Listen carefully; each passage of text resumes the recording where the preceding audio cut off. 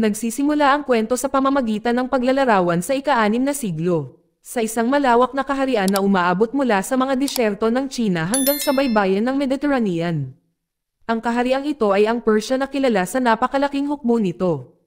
May bilang na daan-daang libo at ang walang patid nitong hanay ng mga tagumpay sa digmaan. Noong panahong iyon ang imperyo ng Persia ay pinamumunuan ng isang hari na nagngangalang Shahraman.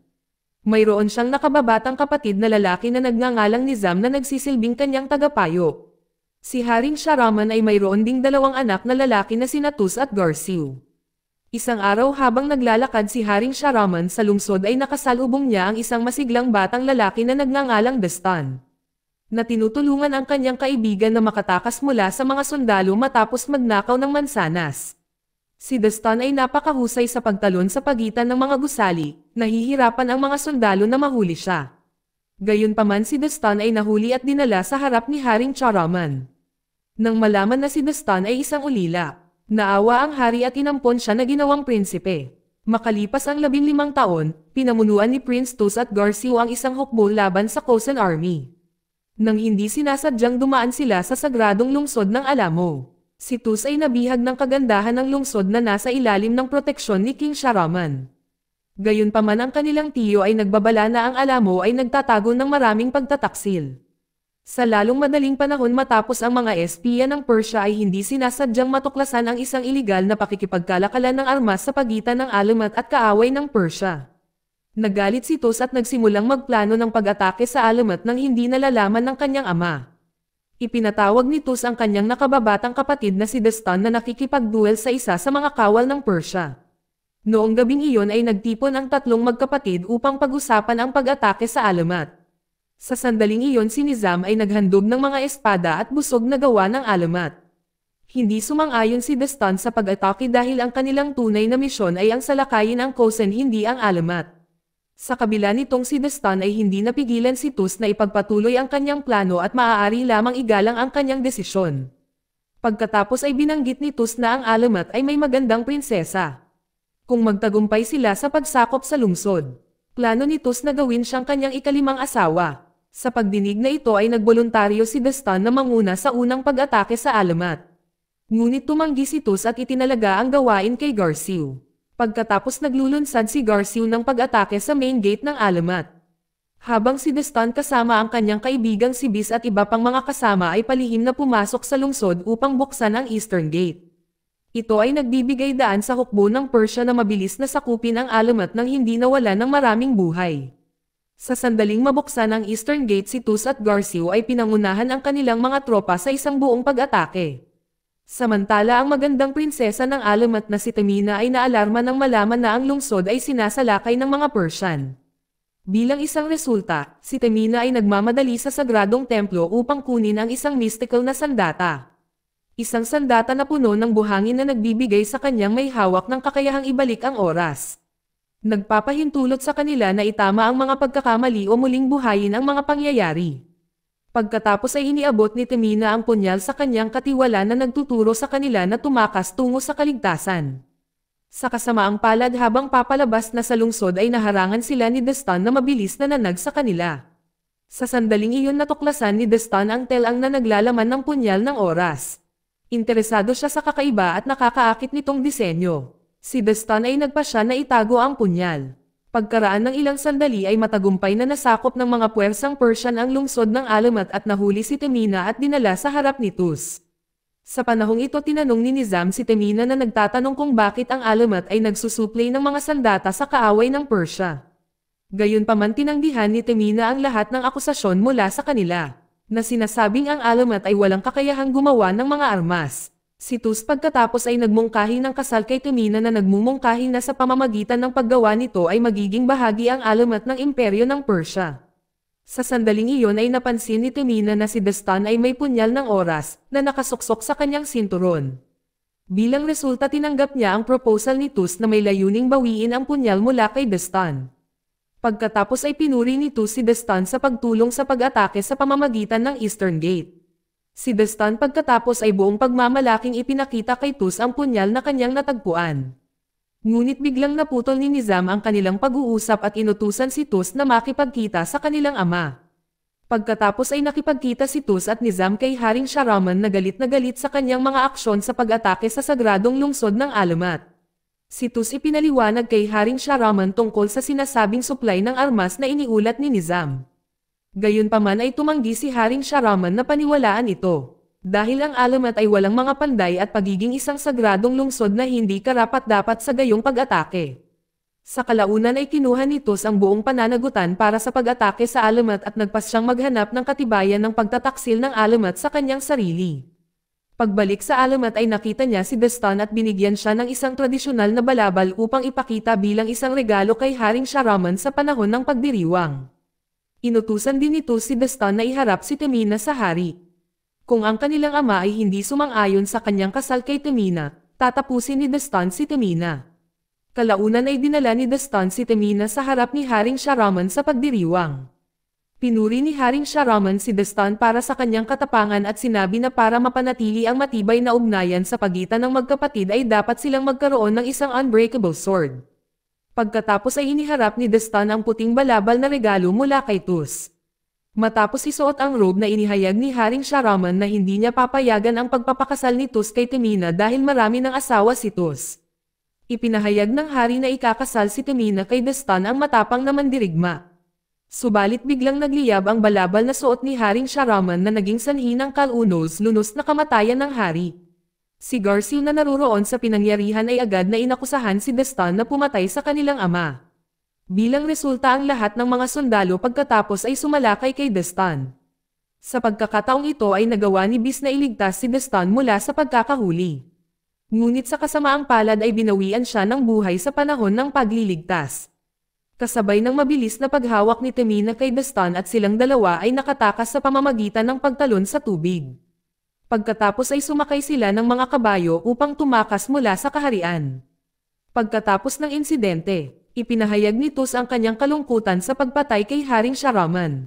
Nagpadala siya ng mga mensahe sa lahat ng iba pang haring na humihiling sa kanila na hulihin si Prince Destan. Nang gabing iyon si Destan at si Prinsesa Temina ay nagpahinga mula sa kanilang pagtakas. Sinabi ni Destan kay Temina na ang puting robe ay ibinigay sa kanya ni Tus. Dahil dito naghinala si Destan na nilagyan ni Tus ang robe ng isang nasusunog na lason upang patayin ang kanilang ama at i-frame siya bilang mamamatay tao, na nagpapahintulot kay Tus na kontrolin ang trono. Habang nagkukunwaring nakikinig sa kwento ni Destan si Temina ay lumapit at nagtangkang nakawin ang punyal ng oras. Gayunpaman napansin ni Destan ang kanyang mga kilos at ang dalawa ay nauwi sa pag-aaway. Sa panahon ng pakikibaka ang punyal ay natamba sa lupa at mabilis na nakuha ito ni Destan. At aksidenteng napindot ang buton na nagpakawalan ng kapangyarihan nito upang ibalik ang oras ng 1 minuto bago siya inatake ni Temina. Pagkatapos ay sinubukan ni Temina na hampasin muli at pinindot muli ni Destan ang punyal. Sa muling pagbabalik ng oras bago ang kanyang pag-atake. Pamilyar na ngayon sa kanyang mga galaw ay hinarangan ni Destan ang lahat ng kanyang pag-atake at ipinahayag na naiintindihan niya ang kapangyarihan ng punyal. Pinaniniwalaan niyang si Tus ang humahabol sa punyal dahil sa hindi kapani-paniwalang kakayahan nito. Naisip din ni Destan na ang punyal ay makakatulong sa kanya na bumalik sa nakaraan upang maiwasan ang pagkamatay ng kanyang ama at ilantad ang kataksilan ni Tus. Ngunit hindi na magawa ng punyal ang kanyang mahika dahil ang buhangin sa loob ay naubos na. Pagkatapos ay ipinaliwanag ni Temina kay Destan na ang buhangin sa loob ang hilt ay hindi ordinaryong buhangin. Kinabukasan ay nagpasya si Destan na pumunta sa libing ng kanyang ama na si Shahraman na magaganap. Ang kanyang layunin ay maghatid ng mensahe kay Nizam upang patunayan ang kanyang kawalang kasalanan. Sa daan ay biglang nawala ng malay si Temina at sinubukan siyang gisingin ni Destan na ikinagulat niya na isa itong bitag.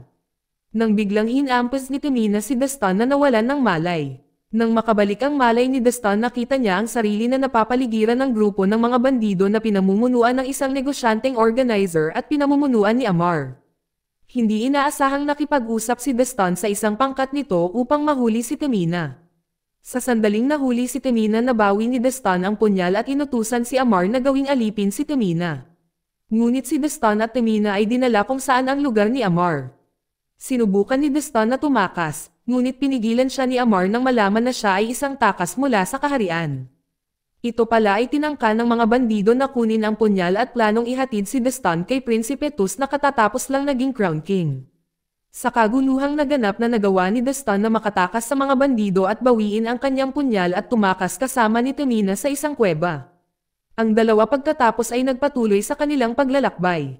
Pagdating ni Destan ay sumilip sa isa sa mga karwahe na nagdadala ng bangkay ng kanyang ama at naghatid ng mensahe kay Nizam para sa isang lihim na pagpupulong. Pagkatapos ng libing na nakita ni Nizam si Destan sa isang liblib na silid.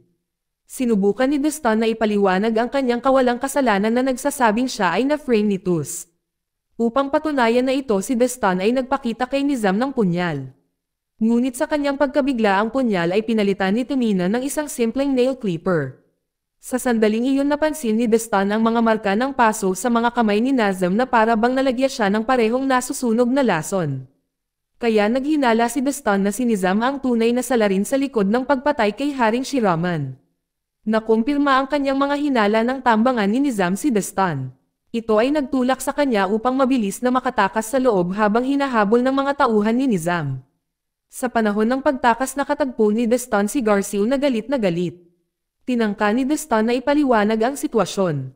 Ngunit tumanggi si Garciu na makinig at inatake siya. Sa kabutihang palad ay nagawang talunin ni Destan si Garciu at umalis upang hanapin si Tamina. Nang gabing iyon ay nalaman ni Nizam na si Destan ay natuklasan ang katotohanan. Sinubukang kumbansihin si Haring Tus at Garciu na si Destan ay nagbabalak na pabagsakin sila at dapat patayin ng walang paglilitis. Gayunpaman si Tus iginiit na bilang kanyang kapatid, si Destan ay dapat parusahan ng makatarungan. Si Nizam ay pumunta sa isang lihim na templo, sa lugar na iyon isang grupo ng mga mersenaryong mandirigma na kilala bilang Hasansans ang naghihintay. Si Nizam ay humiling sa pinuno na paksain si Destan at bawiin ang punyal ng oras. Sa kabilang banda ay natagpuan ni Destan si Tamina na natutulog sa gitna ng disyerto. Sa panahong ito isang sandstorm ang biglang hamampes ng puwersa habang sila ay sumilong sa loob ng isang tolda. Ipinahayag ni Destan kay Tamina na si Nizam ang mastermind sa likod ng lahat.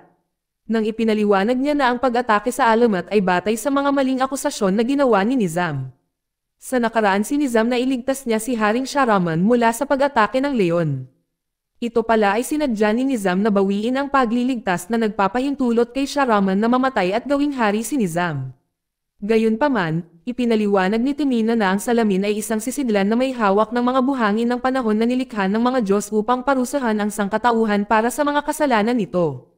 Kung ang punyal ng oras ay gagamitin upang basagin ang salamin ng buhangin ay lalabas na si Ceres sa buong mundo. Ngunit ang taong may hawak ng punyal ay magagawang ibalik ang oras hanggat nais nila.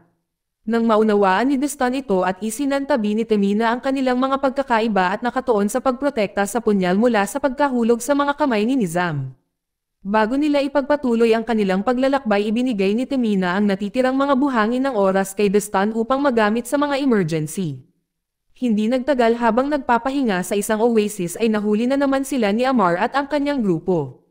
Ang layunin ni Amar na ipagpalit si Destan para sa gantimpala mula kay Haring Tus. Nang gabing iyon habang natutulog ang lahat ay sinalakay ng pinuno ng Hasansans ang pangkat ni Amar gamit ang mga ahas na kinokontrol niya mula sa isang distansya. Sa parehong oras na ginamit ni Destan ang punyal para ibalik ang oras sa pagsasaulo ng mga pag-atake ng ahas at madali silang natalo. Ngayon ay may utang na loob kay Destan si Amar at ang kanyang assistant na si Seso ay nagpasya na huwag siyang ibigay kay Tus. Kinaumagahan gumawa sila ng plano na maglakbay sa isang lihim na santuwaryo sa kabundukan malapit sa India, kung saan inaasahan nilang tatakan ang punyal ng oras sa pamamagitan ng pagbabalik nito sa orihinal nitong lugar. Gayunpaman para magawa ito ay kailangang isakripisyo ni Tamina ang sarili. Pagdating nila sa santuwaryo nalaman nilang ang lahat ng mga bantay ay pinatay. Kasabay nito dumating si Garciu at ang kanyang grupo. Sa pagkakataong ito ay hindi sinalakay ni Garciu si Destan dahil nalaman niya ang mga masasamang gawa ni Nizam. Pagkatapos ay nagplano si Destan at Garciu na ipaalam kay Tus na si Nizam ang may pananagutan sa pagpatay kay Haring Sharaman. Sa mga oras na ito ay biglang sumalakay ang mga Hasansans at naghagis ng spike upang patayin sila. Ang pag-atake ay nagresulta sa maraming pagkamatay sa mga tauhan ni Amar. Samantala sinimulan ni Destan at Tamina ang ritual na ibalik ang punyal sa kinalalagyan nito. Ngunit naputol ito ng isa sa mga Hasansans na naging sanhi ng pagkahimatay ni Tamina. Habang si Destan ay abala sa pakikipaglaban sa mga sundalong Hasansans. Ginamit ng pinuno ng Hassensens ang kanyang ahas para nakawin ang punyal at tumakas. Habang si Destan ay malapit ng patayin ng isa sa mga Hassensens, si Garciu ay nagkamalay at nailigtas ang kanyang kapatid. Si Garciu pagkatapos ay hiniling kay Destan na iligtas ang kaharian bago ito mamatay. Pagkatapos ng pag-atake na iyon, si Tamina Destan, Saiso at si Amar na magtungo sa alamat upang ibunyag ang katotohanan tungkol kay Nizam. Samantala ang pinuno ng Hassensens ay iniabot ang punyal ng oras kay Nizam. Habang naghihintay na malagay ang salamin ay inilagay ni Nizam ang punyal sa sagradong templo ng alamat. Pagdating sa alamat, si Destan at si Amar ay inatasan si Saiso na kunin ang punyal mula sa templo. Pumasok si Saiso sa sagradong templo kung saan hinarap niya ang mga Hassensens na pumatay kay Garciu. Ang dalawa ay nakipaglaro sa isang mabangis na sandata na nagbabatuhan ng tunggalian at sa huli si Saiso na bihasa rin sa paghagis ay nagawang talunin ang Hassensens. Gayunpaman natamaan na rin ng spike si Saiso, bago mamatay inihagis ni Saiso ang punyal ng oras palabas ng templo kung saan ito nakuha ni Tamina at Omar. Na may dalang punyal ay ginulo ni Omar ang mga gwardya sa pamamagitan ng pagpapanggap bilang Destan. Samantalang si Destan at Tamina ay pumunta para makita si Tus, upang sabihin ang katotohanan tungkol kay Nizam. Ipinakita ni Destan ang kapangyarihan ng punyal na nagpapaliwanag kung paano ito gumana. Sa sandaling naunawaan ni Tus na sinadya ni Destan na tila namatay siya. Sa ilang sandali matapos ang kamatayan ni Destan, dumating si Nizam na nagulat na nakita ang punyal. Pinaga na ni Tus ang punyal, ibinalik ang oras bago mamatay si Destan. Habang sinubukan ni Tus na pigilan si Destan sa kanyang gagawin, biglang pinatay ni Nizam si Tus at nawalan ng kakayahan si Destan ng isa sa Hassensens at kinuha ni Nizam ang punyal.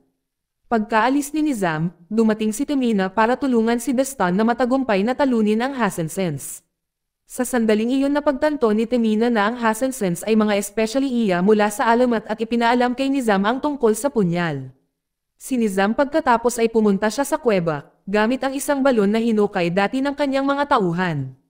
Si Destan at si Tamina ay nagmamadaling pigilan siya sa pamamagitan ng pagbubukas ng isang lihim na lagusan na humahantong sa kuwebo kung saan nakalagay ang salaming pang-araw. Sa kasamaang palad ang tarangkahan ay gumuho, ngunit si Destan sa kanyang liksi ay nagawang maabot ang salamin. Kasabay ng paglusob ng pinuno ng Hassensens kay Destan at naganap ang isang matinding labanan. Sa tulong ni Tamina, si Destan ay nagawang talunin ang kanyang kalaban na nagpadala sa kanya na bumulusok sa balon. Si Tamina pagkatapos ay naabot ang salamin kung saan naghihintay na si Nizam.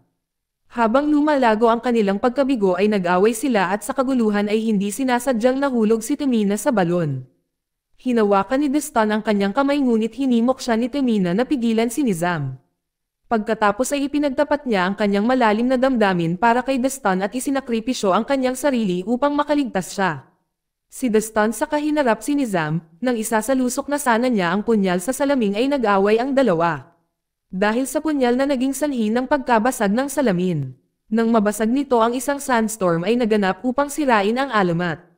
Gayunpaman bago pa kumalat ang sandstorm ay pinindot ni Destan ang punyal na nagpapagana ng kapangyarihan nito at nagbalik ang oras. Bumalik si Destan sa sandaling una niyang matagpuan ang punyal mula sa tulong ni Tamina sa panahon ng pag-atake sa Alamo. Kung saan ang lahat ay buhay pa at maayos. Gamit ang kanyang kaalaman inilantad ni Destan ang masamang plano ni Nizam sa kanyang mga kapatid. Napagtanto na alam ni Destan ang lahat, sinubukang patayin siya ni Nizam. Ngunit nakialam si Tus at pinatay muna si Nizam. Pagkatapos ay humingi ng tawad si Tus kay Prinsesa Tamina para sa pag-atake sa alamat. At inalok siya na pakasalan si Destan, tinanggap ni Tamina at ibinalik ang punyal ng oras kay Destan. Pagkatapos nag-usap ang dalawa sa isang pribadong silid kung saan nagpahayag ng pagtataka si Tamina sa biglaang maturity sa ugali ni Destan. Dito nagtatapos ang kwento. Salamat sa panonood kaibigan.